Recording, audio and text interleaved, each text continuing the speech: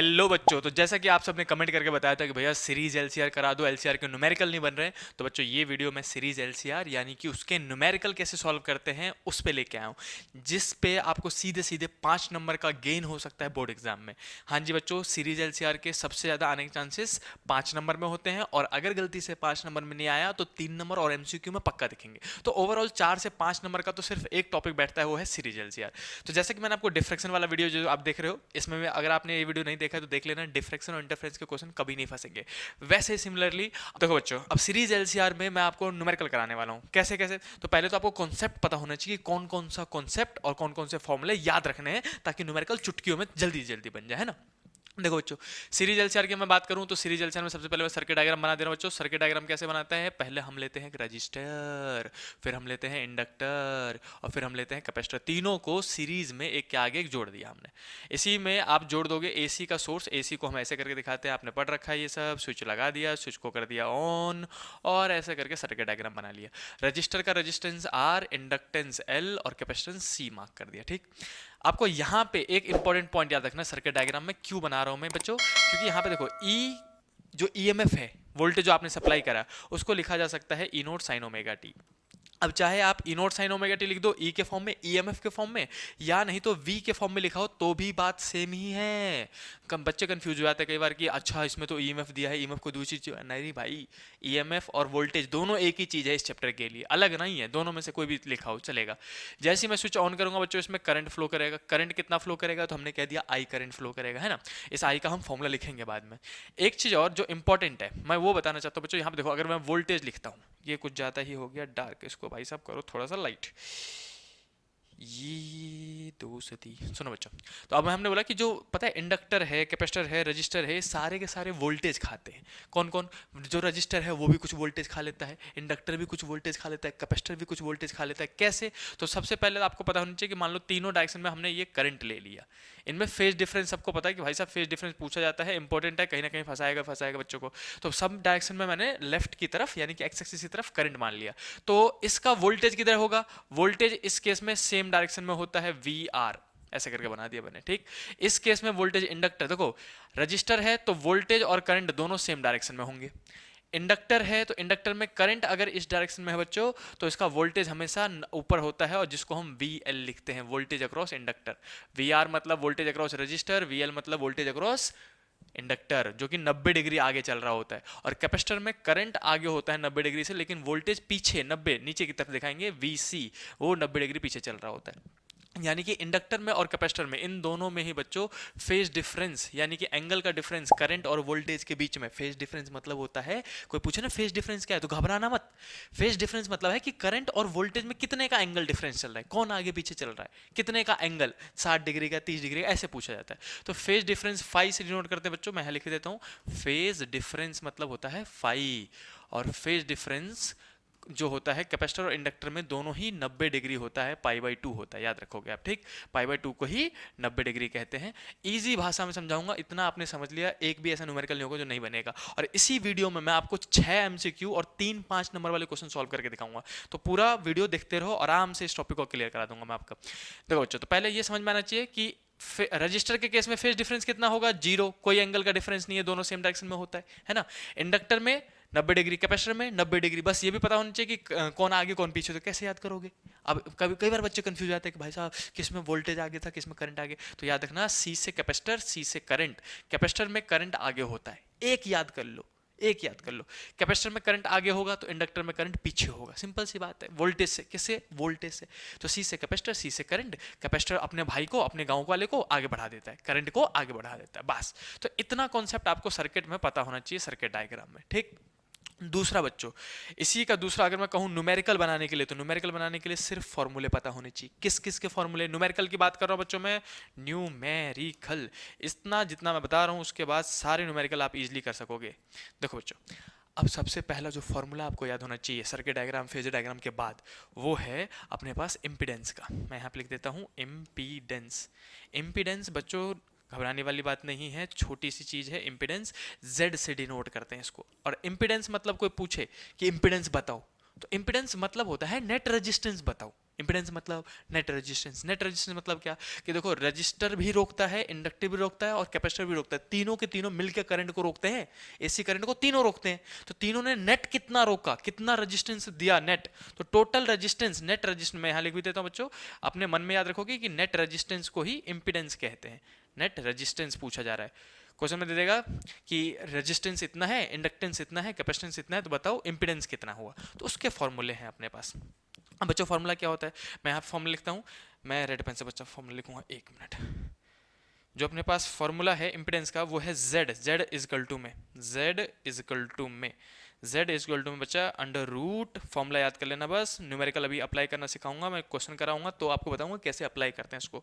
Are square plus में Z का formula होता है under root R square plus में XC माइनस एक्सएल कर दो या फिर XL माइनस XC, ये फिक्स नहीं होता बच्चा कि XL माइनस XC ही होगा, जैसे मैंने इसमें XL माइनस XC का होल स्क्वायर लिखा है, ये फिक्स नहीं होता। इन दोनों में से जो बड़ा हो तो बड़ा माइनस छोटा करना होता है। अगर XC बड़ा होगा तो मैं उल्टा लिख दूंगा XC माइनस XL, XL बड़ा होगा तो XL माइनस XC, समझ लो, और फिर माइनस करने के बाद होल स्क्वायर लगाना होता है। इसको न्यूमेरिकल करके भी दिखाऊंगा मैं आपको, बिल्कुल चिंता नहीं करना, बस अभी फॉर्मूला कौन कौन से यूज होने वाले वो याद कर लो।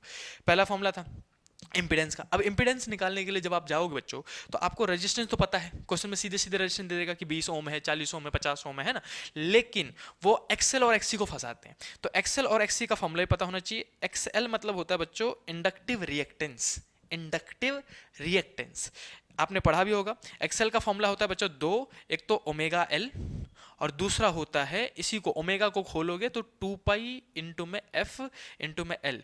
बिल्कुल मत घबराना, मैं इन पे न्यूमेरिकल अभी करके दिखाऊंगा आपको लाइव, चिंता नहीं करने का, ठीक है।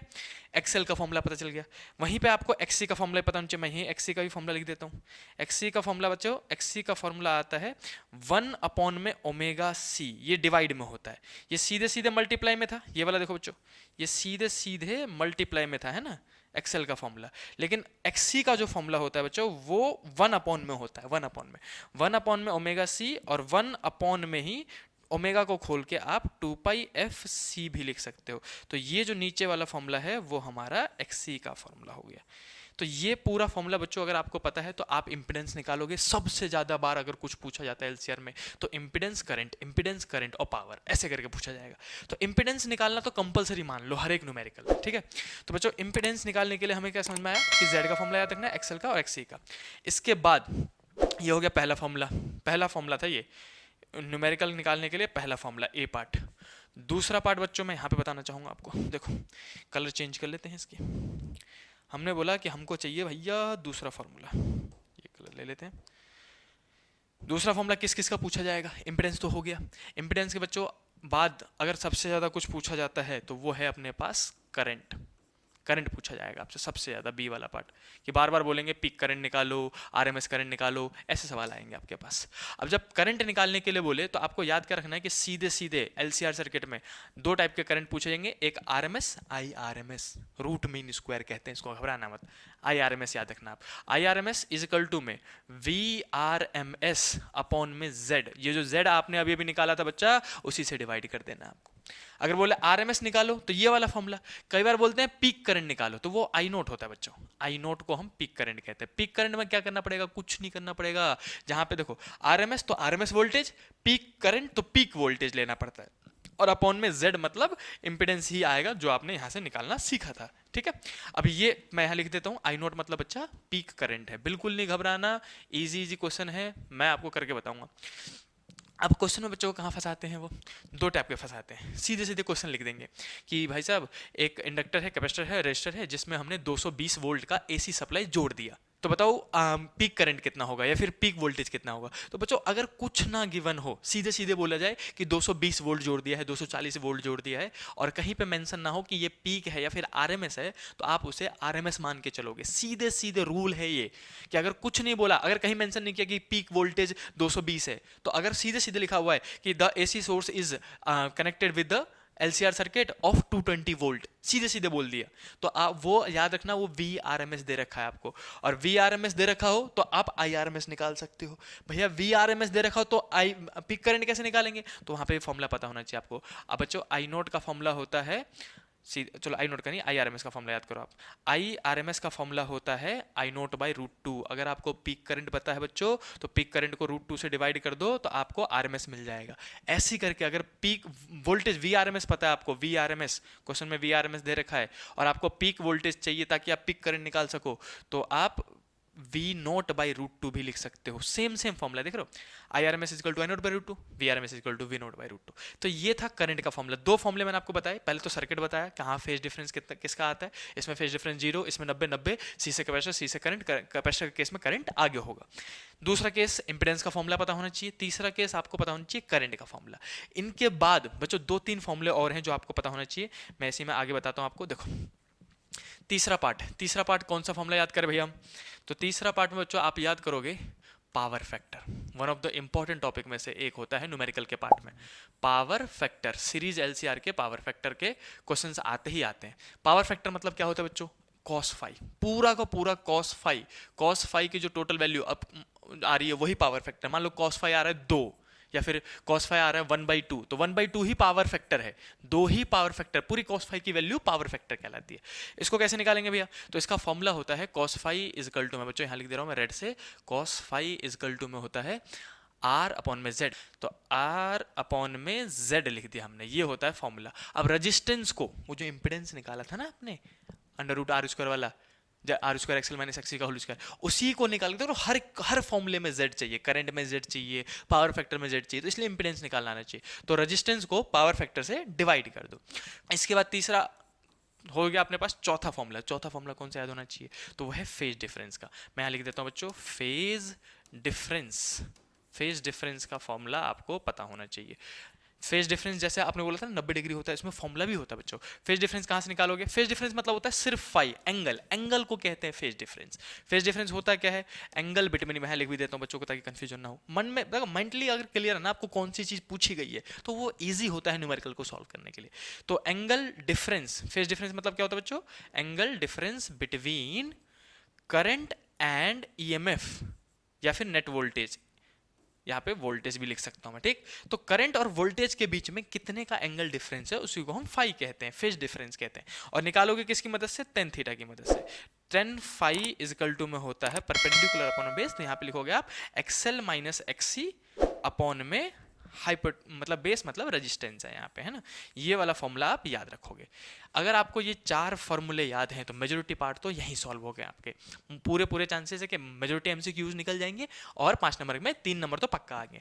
तो क्या करो भैया, मुझे 5 में से 5 चाहिए, तो बच्चों एक फेमस कॉन्सेप्ट है जो आपको पढ़ना चाहिए। उसके बाद सीरीज एलसीआर में एक बहुत फेमस टॉपिक, इतना पढ़ने के बाद, इंपेडेंस पढ़ने के बाद, इंपेडेंस, करंट, पावर फैक्टर और फेज डिफरेंस के बाद 2 छोटे फॉर्मूले हैं, वो आपको बता दूं, वो है रेजोनेंस का केस। रेजोनेंस आपके टीचर ने भी पढ़ाया होगा, आपने बहुत फेमसली सुना भी होगा, रेजोनेंस का केस, कि बताओ सर्किट रेजोनेंस में कब आएगा। अगर सर्किट रेजोनेंस में है तो इसका मतलब क्या समझते हो आप, या फिर रेजोनेटिंग फ्रीक्वेंसी निकालो, रेजोनेटिंग एंगुलर फ्रीक्वेंसी निकालो। देखो बच्चों आप क्या याद रखोगे कि अगर सर्किट रेजोनेंस में है तो उसका मतलब करंट उस वक्त मैक्सिमम होगा, और जो इंपेडेंस Z होता है, नेट रेजिस्टेंस, वो मिनिमम होता है। और मिनिमम कितना हो सकता है, रेजिस्टेंस के बराबर, यही मिनिमम है। कम से कम इंपेडेंस कितना हो सकता है, रेजिस्टेंस के बराबर का। तो ये अभी मैं याद करवा दूंगा, चिंता मत करो। तो मैं रेजोनेंस का कंडीशन बता रहा हूँ आपको कि एलसीआर सर्किट रेजोनेंस में कब आएगा। बहुत इजी है, जब भी कोई बोले कि सर्किट बताओ रेजोनेंस में आ गया, तो आप बोलोगे कब आएगा, जब एक्सएल इजकल टू में एक्सी हो जाएगा, सिंपल सी बात। कोई बोले करंट मैक्सिमम कब होगा, जब एक्सएल इजकल टू में एक्सी होगा। कोई बोले इंपेडेंस मिनिमम कब होगा, कब, जब एक्सएल इजकल टू एक्सी होगा। तीनों का आंसर एक ही है, समझ रहे हो, घूम फिर के एक्सएल इजकल टू एक्सी। और यहीं पे 2 फॉर्मूले आते हैं। पहला आता है बच्चों एंगुलर फ्रीक्वेंसी का, एंगुलर फ्रीक्वेंसी मतलब होता है बच्चा ओमेगा, और ओमेगा का फॉर्मूला होता है 1 अपॉन में अंडर रूट एलसी हमारे चैनल का नाम से याद कर लो भाई साहब, रूट का एलसी, इजी। और उसके बाद लास्ट पूछेंगे रेजोनेटिंग फ्रीक्वेंसी, रेजोनेट फ्रीक्वेंसी ऐसे कुछ बोल देंगे, फिर सिर्फ फ्रीक्वेंसी मेंशन करेंगे, एंगुलर मेंशन नहीं करेंगे। तो रेजोनेटिंग फ्रीक्वेंसी की बात करेंगे बच्चों, इसको हम डिनोट करते हैं एफ से, और एफ मतलब होता है फ्रीक्वेंसी। तो फ्रीक्वेंसी में कुछ नहीं, यहीं पे बस 1 अपॉन में 2 पाई आ जाएगा। ओमेगा को खोलोगे ना, 1 अपॉन में ओमेगा को खोलते हैं 2 पाई एफ लिखते हैं, टू पाई डिवाइड में चला जाएगा। टू पाई को रूट में मत डाल देना, बाहर रखना उसको। Two omega two pi under root L C. तो ये रहे मैक्सिमम फॉर्मूले। ये 6 फॉर्मूले अगर आपको याद है, किस किस का, इम्पिडेंस का फॉर्मूला पता होना चाहिए, करंट का फॉर्मूला पता होना चाहिए, power factor, phase difference, angular frequency और रेजोनेटिंग फ्रीक्वेंसी। इससे ज्यादा न्यूमेरिकल है ही नहीं आज तक एलसीआर सर्किट में। ये 6 फॉर्मूले इज मच मोर इनफ कि आप सारे न्यूमेरिकल, चाहे वो एमसीक्यू में, चाहे वो 3 नंबर में, चाहे वो 5 नंबर में, आप इजीली कर पाओगे। अब देखो मैं आपको कुछ 6 एमसीक्यू कराऊंगा अभी और 3 5 नंबर के क्वेश्चन कराऊंगा, जिसके बाद आपके एक भी न्यूमेरिकल ऐसे होंगे जो फंसेंगे। तो बच्चों कॉपी में नोट जरूर करते रहना, और इसकी पीडीएफ चाहिए जो भी मैं पढ़ा रहा हूँ। जैसे मैंने आपको पहले पढ़ाया ये वाला पार्ट, सर्किट डायग्राम, जिसमें इंपेडेंस का फॉर्मूला, करंट का फॉर्मूला था। दूसरा मैंने आपको पढ़ाया इसी के बाद पावर फैक्टर, फेज डिफरेंस और रेजोनेंट की कंडीशन, है ना। इतना पढ़ने के बाद अगर आपको याद रखना कि मैं जितने भी न्यूमेरिकल कराऊंगा उन सब की पीडीएफ मैं नीचे डिस्क्रिप्शन में जाके देखोगे आपको एक लिंक मिल जाएगा जिसमें आपको सारा पीडीएफ मिल जाएगा सेम। चलो बच्चों अब न्यूमेरिकल पार्ट स्टार्ट करते हैं। कॉपी पेन लेके बैठे रहना, नहीं तो ध्यान से सुनते रहना अगर कॉपी पेन नहीं है बच्चों आपके पास। तो अभी ये है एमसीक्यूज क्वेश्चन करेंगे सीरीज एलसीआर के, क्वेश्चन नंबर 1 to 6। तो बच्चों सबसे पहला क्वेश्चन एलसीआर सर्किट पे ये है आपके सामने। देखो मैं सबसे बेस्ट तरीका बता रहा हूँ, जब भी आप क्वेश्चन करने जाओ, किसी भी चैप्टर का न्यूमेरिकल करने जाओ, फिजिक्स में आप जब भी न्यूमेरिकल करने जाओ तो आपको याद कर रखना है, एक मेथड फॉलो करना है। मेथड क्या है कि सबसे पहले आप करोगे, मैं पहले बच्चों मेथड बताना चाहूँगा आपको। सबसे पहले मेथड में देखो ये तरीका होता है बोर्ड में नंबर लाने का, सबको पता है बोर्ड में स्टेप मार्किंग है ना। तो बोर्ड में अगर मुझे पता है कि किस तरीके से लिखना है तो मैं ज़्यादा नंबर गोल करूंगा एज कम्पेयर टू उस बच्चे से जिस बच्चों को नहीं पता कि कैसे लिखना है, क्या स्टेप फॉलो करना है। बच्चों को सब कुछ आता है, आंसर पूरा निकाल देते, फिर भी नंबर कम आते हैं उनके, क्योंकि वो गलती करते हैं लिखने में। राइटिंग इसकी स्किल है भाई साहब। देखो सबसे पहले मेथड में क्या करना है, आपको क्वेश्चन पढ़ पढ़ के गिवन लिखना है कि हमें दे क्या क्या रखा है क्वेश्चन में। गिवन के भी 1 मार्क होते हैं पूरे के पूरे।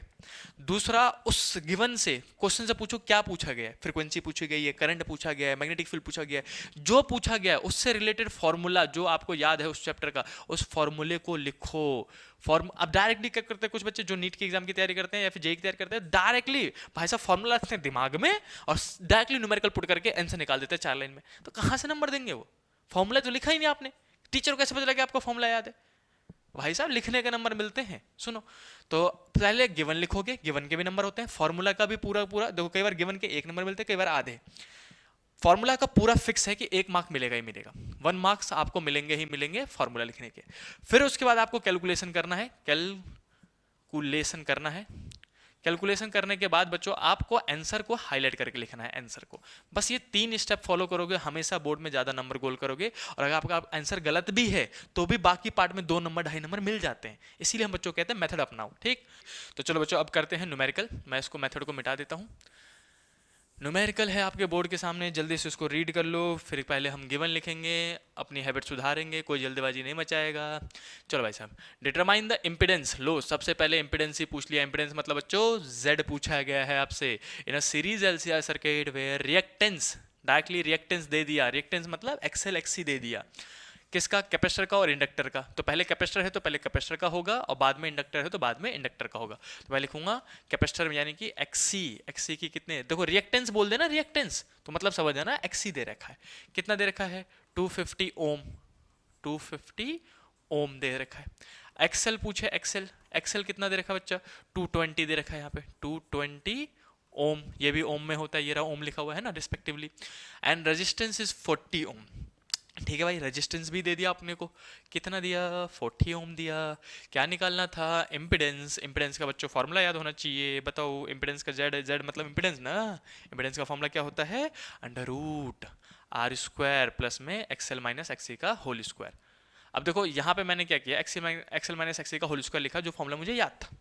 लेकिन मैं यहाँ पे देख रहा हूँ बच्चों कि एक्सी बड़ा है 250 है और एक्सएल छोटा है 220 है, तो मैं इस फॉर्मूले को पलट दूंगा। इस फॉर्मूले को बदल दिया जाएगा, इसको एक्सी लिख दूंगा और इसको एक्सएल लिख दूंगा। मतलब बड़ा माइनस छोटा करना, आप इतना याद रखना बस। हमेशा फॉर्मूला पलटा जा सकता है।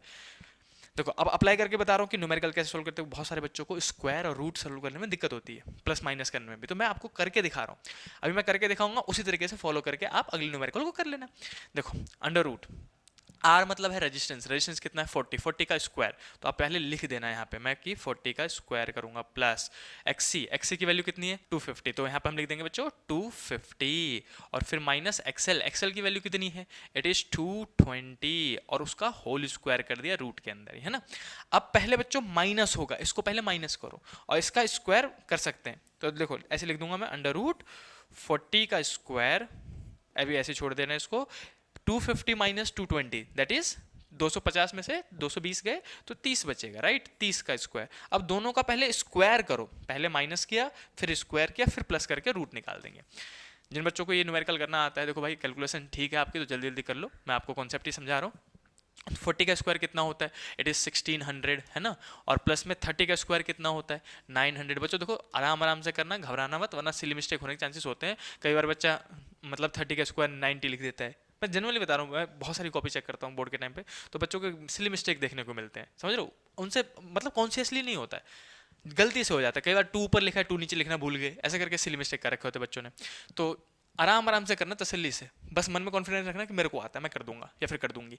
तो जो बच्चों इनको जोड़ दो, तो 900 और 1600 अगर जोड़ोगे तो बच्चों 2500 आएगा, और 2500 में से देखो अब रूट में से कैसे निकालेंगे, रूट में से अगर मैं कहूँ बच्चों निकालने के लिए, तो 25 में से 25 किसका स्क्वायर है 5 का, तो 5 बाहर निकल जाएगा, और 2 जीरो में से हमेशा 1 जीरो बाहर निकलता है, और 50 निकलेगा इसका, और फिर हम बाद में ओम लगा के बता देंगे कि भाई 50 ओम आंसर आएगा।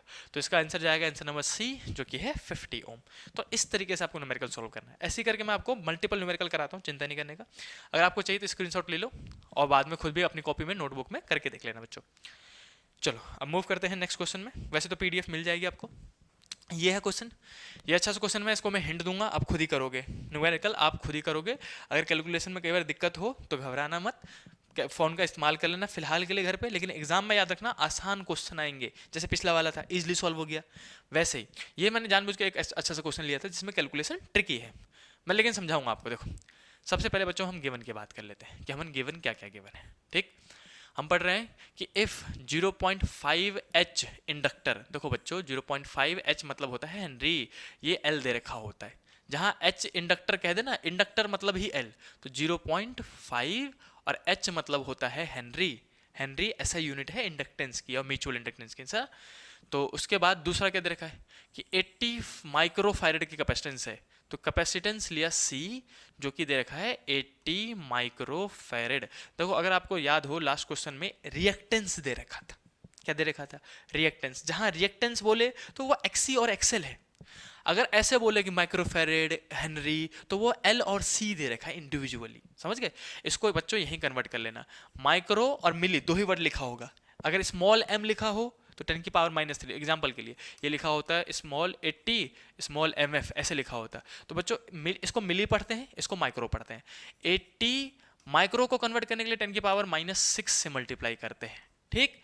और कहीं बच्चों मिली लिखा हो तो उसको 80 इंटू 10 की पावर -3 लिखते हैं, मैक्सिमम यही दो वर्ड लिखते हैं, या तो माइक्रो लिखा होगा क्वेश्चन में आपके या फिर मिली लिखा होगा आपके क्वेश्चन में, ठीक। तो ये दो न्यूमेरिकल आपके आ सकते हैं, तो मैं अभी माइक्रो वाला केस है तो हम माइक्रो वाला रहने देंगे, मिली वाला रिमूव कर देंगे, मिली वाला मिटा देते हैं।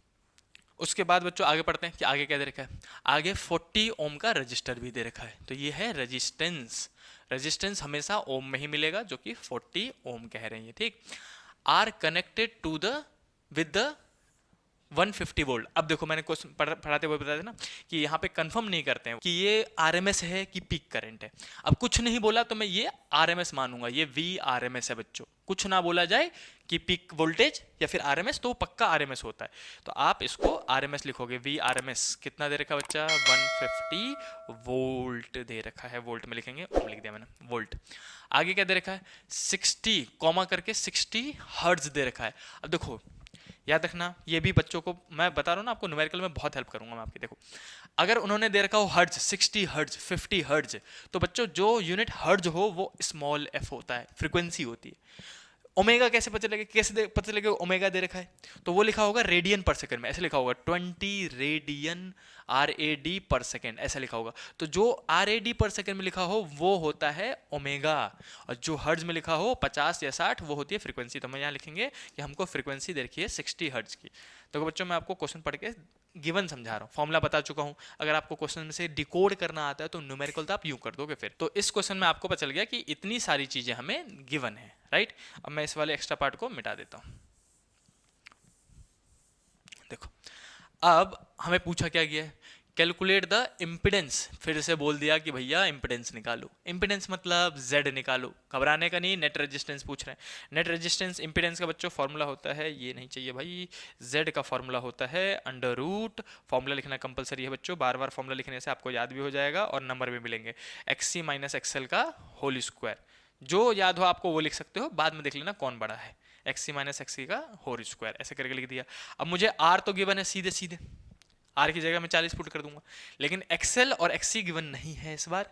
मेजोरिटी टाइम ऐसे होता है, ये क्वेश्चन अगर आया तो 3 नंबर में आएगा, जहां पे पहले एक्सी और एक्सेल भी निकालना पड़ता है।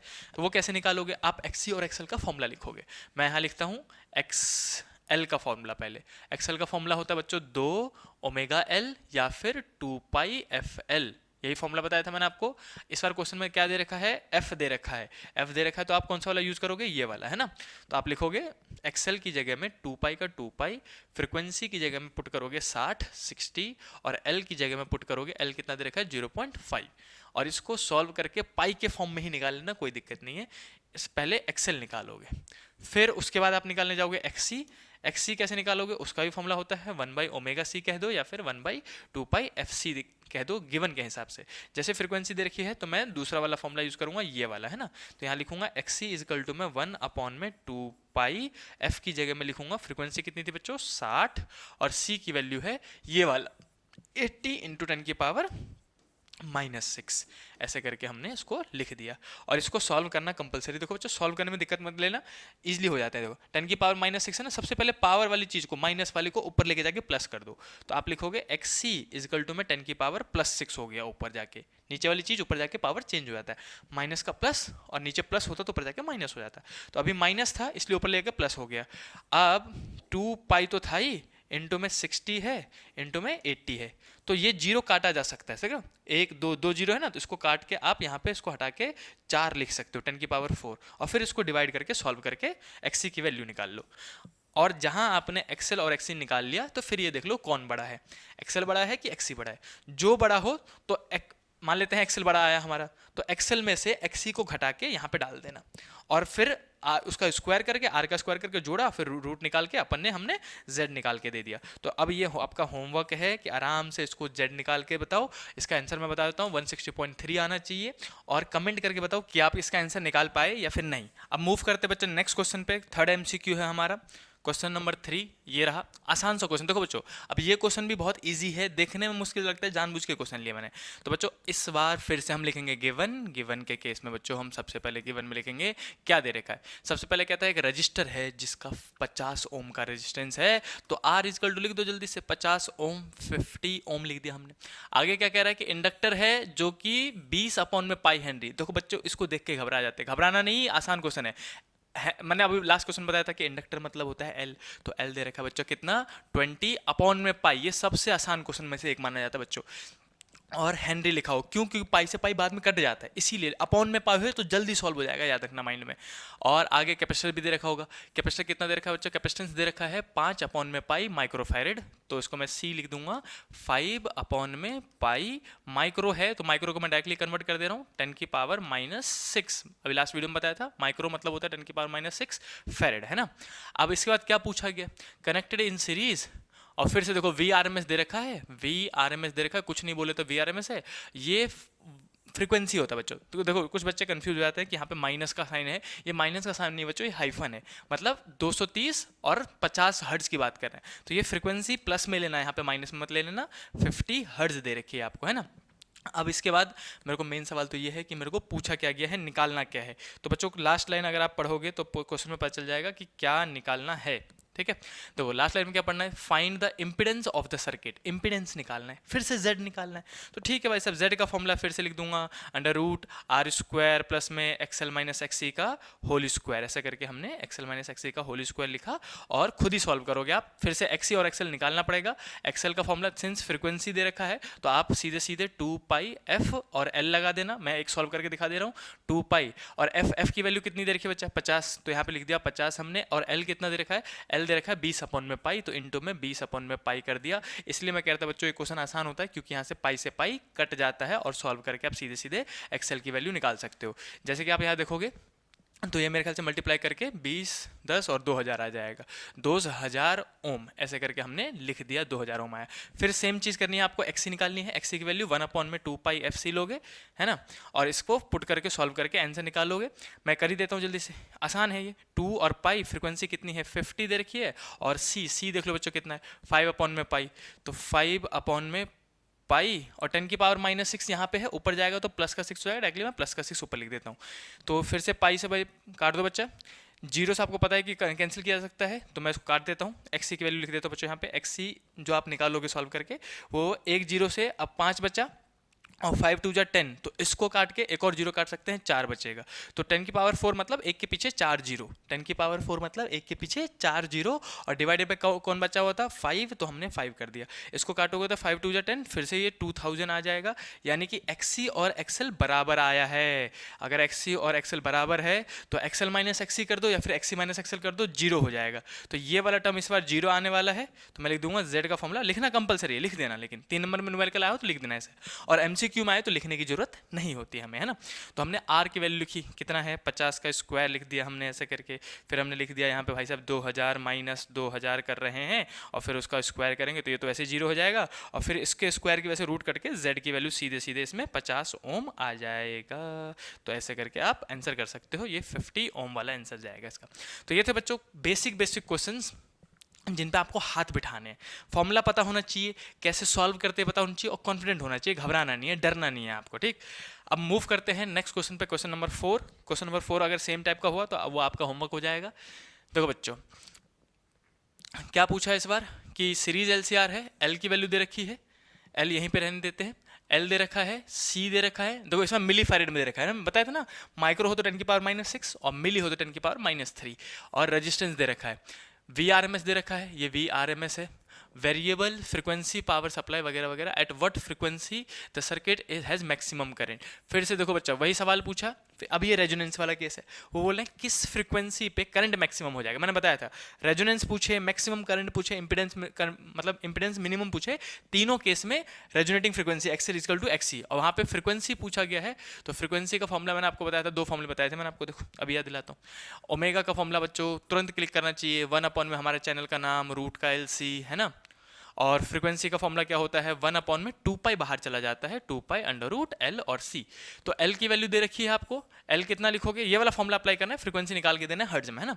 तो L की वैल्यू कितनी यूज करोगे आप, 0.12 हेनरी दे रखा है, और कैपेसिटेंस बच्चों 0.48 मिली, मतलब 10 की पावर, यहाँ पे देखो मिली लिखा है ना M, तो 10 की पावर -3 इंटू में फेरेड। तो इन दोनों की वैल्यू इसमें पुट करोगे और खुद ही आप आंसर निकाल के इनमें से आंसर कमेंट करोगे। तो बच्चों जरूर कमेंट जरूर करना, सॉल्व कर लेना, इनको सॉल्व करोगे तो हाथ बैठ जाएगा फॉर्मूले पे। और एक बार जहां बच्चा अपने हाथ से सॉल्व करते हैं तो फॉर्मूला भी लंबा याद रहता है, समझ लो, इसीलिए इनको सॉल्व करके नीचे कमेंट करके बताओ कि क्या आपने आंसर निकाला और आपका आंसर क्या आ रहा है। मूव करते हैं बच्चों नेक्स्ट क्वेश्चन पे, जो कि अपने पास थ्योरेटिकल क्वेश्चन है, MCQ है और ईजी है। क्या कह रहे हैं, when are the voltage and current of the LCR circuit in same phase. बताओ वोल्टेज और करंट LCR में सेम फेज में कब हो सकते हैं, सिर्फ रजिस्टर में तो होते ही होते हैं, LCR में कब हो सकते हैं बच्चों। इसका भी आंसर है सीधे सीधे जब XL इक्वल टू XC होता है। याद रखना ऐसे उल्टे सीधे क्वेश्चन जितने भी आए बोर्ड एग्जाम में, सबका answer XL equal to XC आप लगा सकते हो, क्योंकि आपके सिलेबस में इकलौता वो चीज़ है, घबराया मत करना बिल्कुल। करंट मैक्सिमम पूछे, इंपीडेंस पूछे, जैसे इसमें बोलते हैं कि सीरीज LCR में करंट और वोल्टेज सेम कब, मतलब सेम फेज में कब होगा, मतलब फेज डिफरेंस 0 कब होगा। तो भाई जब XL इक्वल टू XC होगा तो सिर्फ प्योरली रजिस्टिव बन जाएगा, रजिस्टिव के केस में हो जाएगा। चलो अब मूव करते हैं नेक्स्ट क्वेश्चन पे। नेक्स्ट MCQ क्या है भाई, क्वेश्चन नंबर 6। उसके बाद करेंगे 5 नंबर वाले न्यूमेरिकल, बने रहना अभी। What is the reactance of inductor for DC। ये इंपॉर्टेंट क्वेश्चन है, मैंने जानबूझ के लिया था, 2-3 चैप्टर में फंसा देते हैं ये। देखो आपको जैसे कि पता है CBSE बोर्ड का जो फिजिक्स का एग्जाम है वो बहुत अच्छा बन रहा है, मतलब ठीक बन रहा है, कॉन्सेप्चुअल बन रहा है, बच्चा पढ़ के जाएगा तो ही 90+ लेके आ पाएगा। इसीलिए मैंने क्वेश्चन लिया कि ऐसे एक आध उल्टे सीधे क्वेश्चन भी दे दे तो आपको पहले से पता हो कि आपने पढ़ रखा है। DC की बात कर दी, मैं यहीं पे बताता हूँ बच्चा 2 चीज़ें। एक तो होता है ऑल्टरनेटिंग करंट, आपने पढ़ाई है। ऑल्टरनेटिंग करंट की फ्रीक्वेंसी होती है जो कि आप या तो 50 हर्ट्ज बोलेंगे वो, और या नहीं तो बच्चा 60 हर्ट्ज बोलेंगे आप। और अगर आपने ये वीडियो देख रखा है इसका मतलब वहाँ पे सही आंसर करके आओगे। फ्रीक्वेंसी दे दी तो XL का फॉर्मूला क्या होता है, 2 पाई FL, है ना। और XC का फॉर्मूला क्या होता है, 1 अपॉन में, ये 1 अपॉन में होता है 2πfc। तो दोनों में फ्रीक्वेंसी पुट करूंगा तो अपने पास कुछ ना कुछ वैल्यू निकल के आएगा, है ना। लेकिन यहीं पे अगर डीसी होता, डायरेक्ट करंट होता, मान लो डायरेक्ट करंट डीसी है, डीसी का बच्चों फ्रीक्वेंसी कितनी होती है, 0, फ्रीक्वेंसी नहीं होती डीसी की। कई बार तो बच्चे पहचान नहीं पाते हैं, सर्किट डायग्राम बना के दे देते, तो कैसे पहचानोगे कि एसी लगा है कि इसमें डीसी लगा है। और कई बार बोलते भी नहीं है कि एसी लगा है कि डीसी लगा है, खास करके चैप्टर नंबर 3 करंट इलेक्ट्रिसिटी में कभी नहीं बोलते कि एसी लगा है डीसी लगा है। कैसे पहचानोगे आप, तो याद रखना सिंबल से पहचानना पड़ता है। सर्किट देख लो कि ऐसा वाला सिंबल है तो ये एसी है, ठीक। और अगर उन्होंने बैटरी या सेल बना रखा है, सेल बना रखा हो या फिर बैटरी बना रखा हो, तो आप समझ जाना ये दोनों ही, ये सेल का है बच्चों और ये बैटरी का सिंबल है ना। तो सेल और बैटरी दोनों ही डीसी होते हैं, डायरेक्ट करंट हैं ये। इनकी फ्रीक्वेंसी कितनी होती है, 0, सिंपल सी बात है। और फ्रीक्वेंसी 0 होने की वजह से क्या होगा बताओ, चलो निकालते हैं। एक्सेल मतलब इंडक्टिव रिएक्टेंस निकालते हैं। अगर मैं यहाँ पे देखो फ्रीक्वेंसी की जगह में, एफ की जगह में 0 पुट करूंगा, पूरा टर्म 0 हो जाएगा। यानी कि इंडक्टर डीसी करंट को रोकेगा ही नहीं, कोई रेजिस्टेंस ही नहीं प्रोवाइड करेगा। यानी कि हम कह सकते हैं इंडक्टिव, एक्सेल को क्या कहते हैं बच्चों, एक्सेल का ही नाम होता है इंडक्टिव रिएक्टेंस। इंडक्टिव रिएक्टेंस जो है वो हो जाएगा 0, एक्सी की वैल्यू आ रहा है, एक्सेल की वैल्यू आ रहा है 0, ठीक। यानी कि करंट को डीसी को नहीं रोकेगा। इंडक्टर जो है, इंडक्टर डीसी को नहीं रोकेगा, ऐसे लिख देता हूं मैं, नहीं रोकेगा, ठीक। अब यहां पे अगर कैपेसिटर होता तो क्या होता, तो कैपेसिटर के केस में हम एक्सी निकालते हैं, यहां निकाल देते हैं बच्चों, देखो यहां पे निकाल रहे हैं एक्सी की बात करेंगे तो एक्सी वाले फॉर्मूले में आ जाओ। अगर फ्रीक्वेंसी डीसी है, एसी है तो ठीक है, डीसी पुट करूंगा तो 1/2π, एफ की जगह में 0 पुट करूंगा तो पूरा नीचे वाला 0 हो जाएगा। और 1/0 इज इन्फिनिटी, 1/0 इज इन्फिनिटी। तो डीसी के केस में जब फ्रीक्वेंसी 0 हो तो एक्सी की वैल्यू हो जाती है इन्फिनाइट। इन्फिनाइट मतलब इन्फिनाइट रेजिस्टेंस प्रोवाइड कर देता है कैपेसिटर, यानी कि कैपेसिटिव रिएक्टेंस कहते हैं इसको, कैपेसिटिव रिएक्टेंस जो है बच्चा वो हो जाती है इन्फिनाइट। यानी कि जो कैपेसिटर है वो डीसी को ब्लॉक ही कर देता है, पास ही नहीं होने देता। कैपेसिटर ब्लॉक कर देता है डीसी को, ब्लॉक डीसी डायरेक्ट करंट को। ये समझ में आया। तो आपसे क्या पूछा था देख लो, वो कह रहा है कि डीसी करंट है, डीसी बोल दिया, और इंडक्टर का पूछ रहा है, इंडक्टर मतलब एक्सेल, समझ रहे हो। तो एक्सेल कितना होगा 0, तो इसमें मार्क कर दो 0, समझ में आया। तो इस टाइप के एमसीक्यू भी हो सकते हैं। ये कॉन्सेप्ट बच्चों समझाना था, जानबूझ के बताया है ताकि आप इसको नोट कर लो कॉपी में, और आगे से याद रखना डीसी है तो फ्रीक्वेंसी 0 होती है, जिसकी वजह से इंडक्टर रोकेगा ही नहीं और कैपेसिटर ब्लॉक करके बैठ जाएगा। लेकिन एसी है तो दोनों में कुछ ना कुछ वैल्यू निकलेगी, फिर नेट रेजिस्टेंस इंपीडेंस निकलता है, ठीक। तो ये हो गया मैक्सिमम 6 MCQ जो कि मैंने आपको इस वीडियो में करवाया है। जितने फॉर्मूले बताए हैं उतने फॉर्मूले लिख लो, और ये 6 MCQ कर लो, वापस से अपनी कॉपी में लिख लिख के करो बच्चों, ताकि आपका हाथ बैठ जाए फॉर्मूलों पे, ठीक। अब मैं आपको कराऊंगा 5 नंबर वाले न्यूमेरिकल्स, कि 5 नंबर वाले न्यूमेरिकल्स कैसे अटेम्प्ट करने हैं, कितना लिखना है कितना नहीं लिखना, वो सब बताऊंगा मैं आपको इस वीडियो में।